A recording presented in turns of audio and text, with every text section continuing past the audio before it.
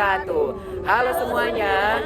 Saya Nazareta, NPM 241300050. Saya Nadine Auli Hakim dengan NPM 243110020. Saya Naisila Rahmadiani Saputri dengan NPM 241300076. Dan saya Lucky Fajar Gustanto dengan IPM 241300061. Kami di sini akan mereview film yang berjudul Aku Tak Membenci Hujan Dan ini juga merupakan proyek akhir dari mata kuliah Psikologi Perkembangan. dengan dosen Ibu Dr. Siti Nurhalilah MPSI. Ayo kita simak. Selamat menyaksikan.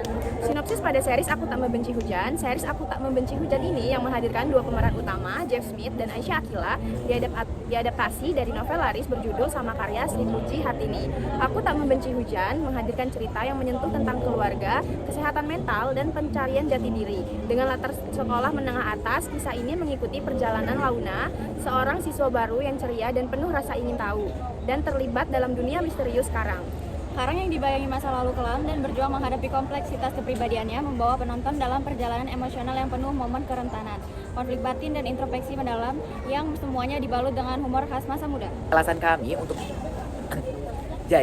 kami mereview film Aku Tak Membenci Hujan karena terdapat permasalahan yaitu kesehatan mental pada salah satu pemeran yaitu Karang. Yang mana permasalahan terhadap Karang sendiri yaitu alter ego atau DID atau kepribadian ganda. Selanjutnya ada keterkaitan dengan psikologi perkembangan. Yang pertama ada perkembangan emosional, yang kedua ada perkembangan kognitif, yang ketiga ada perkembangan sosial, yang keempat ada mekanisme coping dan resiliency. Yang kelima ada attachment atau kelekatan. Analisis tahap perkembangan pada teori Piaget. Meskipun fokus bukan pada tahap perkembangan anak, saat Karang muncul kepribadian Banu atau anak kecil, ia mempresentasikan pemikiran praoperasional, egosentris, dan berbicara pada dirinya sendiri yang mencerminkan dunia internal yang imajinatif.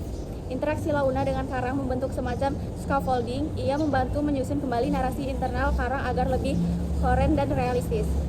Yang kedua, teori Erikson. Karang berada pada fase identitas versus kebingungan peran remaja atau muda. Ia kesulitan menemukan identitasnya karena trauma kepribadian berlapis. Serial ini menunjukkan krisis identitas yang nyata dan perjalanannya menuju integritas diri. Selanjutnya ada keterkaitan dengan bimbingan konseling. Yang pertama ada pendekatan humanistik dalam BK. Tokoh utama mengalami trauma dan tekanan emosi akibat masa lalu. Dalam bimbingan konseling, pendekatan humanistik seperti Carl Rogers sangat tepat. Konselor memberikan empati, penerimaan tanpa syarat, dan dukungan untuk aktualisasi diri. Yang kedua ada pengungkapan masalah atau self-disclosure. Yang kedua ada pengungkapan masalah. Tokoh dalam series ini melalui proses yang mirip dengan self-disclosure ketika ia mulai menceritakan luka masa lalunya. Hal ini menekankan bahwa BK bukan hanya memberi nasihat, tapi menciptakan ruang aman untuk ekspresi emosi. Yang ketiga, ada pentingnya keseimbangan emosi dan mental. Series ini menunjukkan dampak trauma yang tidak diatasi pada kehidupan sosial, akademik, dan relasi interpersonal. Dalam BK, pemahaman akan kesejahteraan mental merupakan bagian penting dari pengembangan pribadi siswa atau klien. Yang keempat, ada peran konselor sebagai fasilitator pemulihan. Karakter pendukung dalam cerita berperan sebagai pendengar aktif, memberi validasi dan mendampingi proses pemulihan. Ini mencerminkan peran konselor yang bukan memperbaiki tapi memfasilitasi pertumbuhan dan penyembuhan. Yang kelima ada proses terapi dalam cerita. Tokoh menjalani proses healing yang mirip dengan konseling. Ada fase penolakan, penerimaan, dan transformasi diri.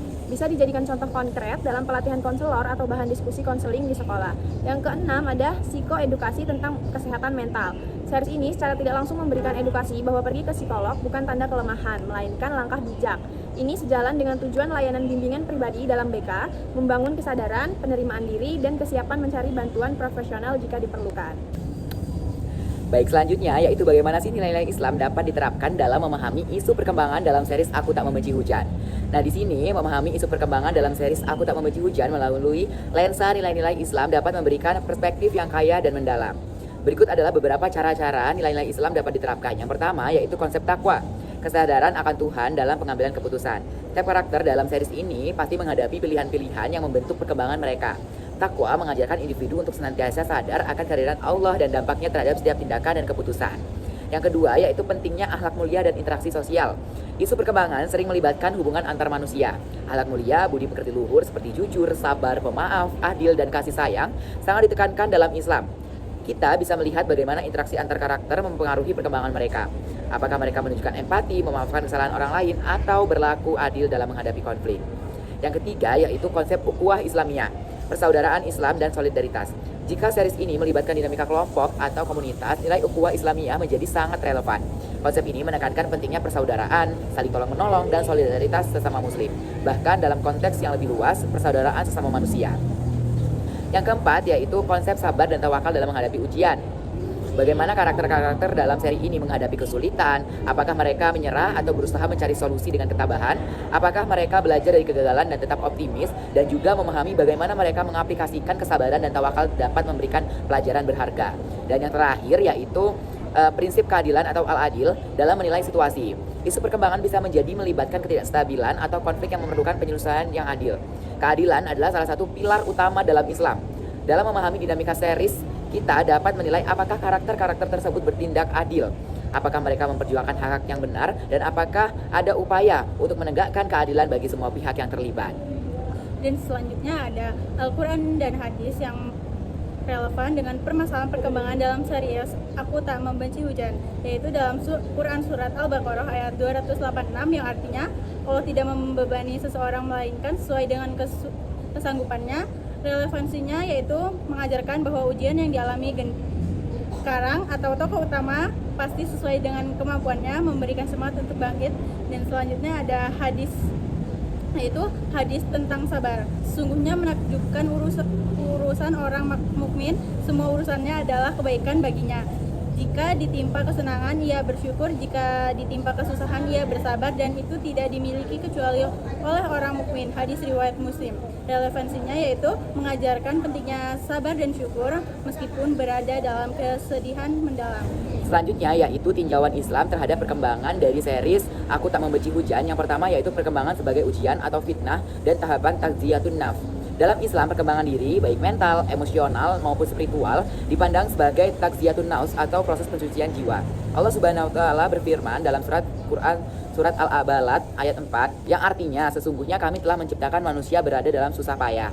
Artinya, perjalanan perkembangan adalah rangkaian ujian yang mendewasakan, bukan sekedar beban. Karang yang berproses dari trauma ke penerimaan adalah contoh nyata dari takziah. Yang kedua yaitu trauma sebagai sarana mendekatkan diri kepada Allah. Trauma dan luka batin dianggap sebagai cara Allah mengingatkan manusia agar kembali padanya. Dan apabila aku memberikan cobaan kepada hambaku yang mukmin, lalu ia bersabar, maka baginya surga. Hadits riwayat Ahmad. Karang yang awalnya menutup diri, kemudian perlahan membuka hati dan berintegrasi lagi, menunjukkan proses pendekatan diri kepada sumber ketenangan. Dalam konteks Islam, Allah Subhanahu wa Ta'ala. Selanjutnya ada kesimpulan dari review film yang berjudul Aku Tak Membenci Hujan. Aku Tak Membenci Hujan adalah series drama yang secara peka dan mendalam mengangkat isu kesehatan mental, trauma masa kecil, dan perjalanan penyembuhan diri. Cerita ini berpusat pada Karang, seorang remaja dengan kepribadian ganda akibat trauma yang disebabkan oleh kekerasan dan penolakan dari ibunya sendiri. Lewat kehadiran Launa, gadis ceria dan penuh empati, Karang perlahan mulai berdamai dengan luka-luka lamanya. Series ini menggambarkan disosiatif identity ya. Serial ini menggambarkan dissociative identity disorder atau DID dengan pendekatan fiksi yang puitis dan dramatis. Karakter-karakter pesona Karang, Aga, Banu, Arutala, dan Inaya mewakili fragmen jiwa yang terluka yang secara perlahan terintegrasi berkat hubungan emosional yang sehat. Launa menjadi representasi healing presence, bukan sebagai penyelamat, tapi sebagai seseorang yang hadir memahami dan tidak menghakimi. Hujan menjadi simbol utama dari trauma dan ketakutan menjadi pemurnian dan penerimaan diri. Serial ini menyampaikan pesan kuat bahwa dukungan emosional, kasih sayang, dan keberanian untuk menghadapi masa lalu adalah kunci pemulihan. Rekomendasi untuk menonton. Sangat direkomendasikan untuk remaja dan dewasa muda, terutama yang sedang bergulat dengan emosi, trauma, atau relasi keluarga yang rumit. Juga cocok untuk penonton yang menyukai drama psikologis dan tema self-healing. Jika kamu menyukai serial seperti It's Okay to Not Be Okay atau Korea atau atypical Netflix, kamu mungkin akan menikmati narasi emosional Aku Tak Membenci Hujan. Jadi itulah tadi video dari kelompok 7 yang mereview film yang berjudul Aku Tak Membenci Hujan. Semoga apa yang kami sampaikan dapat berguna dan bermanfaat bagi kalian semua. Kami ucapkan terima kasih, kami akhiri. Wassalamualaikum warahmatullahi wabarakatuh. Bye-bye.